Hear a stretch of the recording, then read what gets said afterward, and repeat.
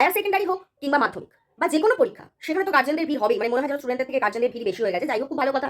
নিজের ছেলে মেয়েদের কনফিডেন্স লেভেল বাড়ানোর জন্য, তাদেরকে একটু সাপোর্ট করার জন্য তারা যায়, আমি মানলাম, all okay, it's okay. But একটা জিনিস আমার মাথায় ঢোকে না, একদম ঢুকছে না। মানে পাড়ার মনে যে পিএনপিসি হয়, তার থেকেও ডবল পিএনপিসি ওখানে গ্রুপের মধ্যে চলে। মানে যারা ওই পরীক্ষার হলে পাশে গিয়ে বসে থাকে বা বাইরে একেবারে বসে থাকে তাদের। মানে পিএনপিসিটা এরকম লেভেলের যে ওই যে করিডোরে আমার ছেলে দাঁড়িয়ে আছে, করিডোরের এটা আমার ছেলে কোমরের নিচে আছে, আমার ছেলে যদি এখন টপাং করে নিচে পড়ে যায় তাহলে কি হবে? মানে এগুলো কি স্কুলের কোনো চিন্তা ভাবনা নেই নাকি?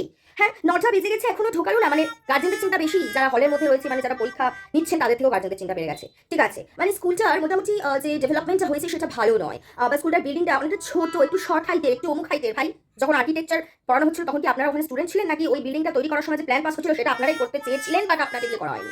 মানে কি ধরনের কেউ, কোনো অন্য গার্জেন যদি একটু লিপস্টিক পরে আসছে বা সেজে গুজে আসছে, বাকি গার্জেনদের প্রবলেম হয়ে যাচ্ছে। মানে কি পার্টি করতে এসছে নাকি? মানে পরীক্ষায় যে স্টুডেন্টদের দিতে এসছে, পার্টি করতে এসছে? মানে এই ধরনের প্রশ্ন। ঠিক আছে, তারপরে হয়তো কোনো গার্জেন এসছে, কোনো মানে বয়েজ যারা রয়েছে, মানে বাবা বা কাকা বা দাদা বন্ধু যেই হোক, তারা গার্লস গ্রুপের আলোচনা হচ্ছে, কি ভালো দেখতে মাইরি, দাদাটা কি সুন্দর দেখতে, বাবাটা কি হ্যান্ডসাম। মানে এটা কি ভাই, কি কেন, কিসের জন্য এই ধরনের বিএনপিসি চলে ভাই?